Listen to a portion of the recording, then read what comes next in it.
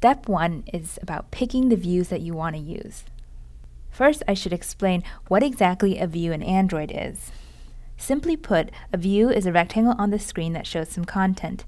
It can be an image, a piece of text, or a button, or anything else that the app can display.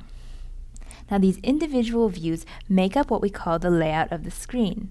Everything about what you see and interact with in your app is called the user interface, or UI for short. There are different types of views with different names. A view that shows some text is called a text view. Here are some examples. A view that shows an image is called an image view, and these are some examples. A view that shows a button is called, well, a button, and these are some examples. Now, there are many other types of views in Android which are really helpful to use, but we're going to focus on these three first. Earlier, I mentioned that every view is a rectangle on the screen, but where are all the rectangles?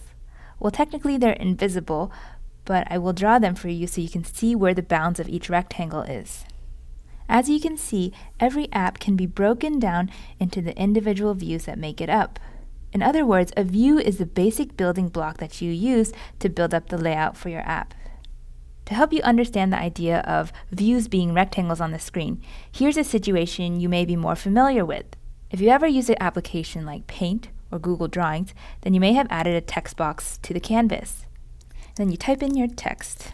If you click outside of it, though, you don't see the bounds of the rectangle, but they are there. And the bounds actually do start to matter when you start to do things like adding a background color or adding a border around it. Then it does matter how big the rectangle is. I also want to point out that the format of these view names is in camel case. Camel case means that there are no spaces in between words, and the beginning of each word is capitalized. The reason why it's called camel case is because the outline of the word goes up and down like the humps of a camel's back. You're going to be seeing camel case more throughout this course. Okay, let's practice what you learned. This is a screenshot of the new email app from Google called Inbox. Can you identify the different types of views here? To help you, I've highlighted the individual views.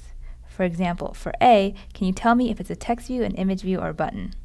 Do the same for B, as well as the rest of the views.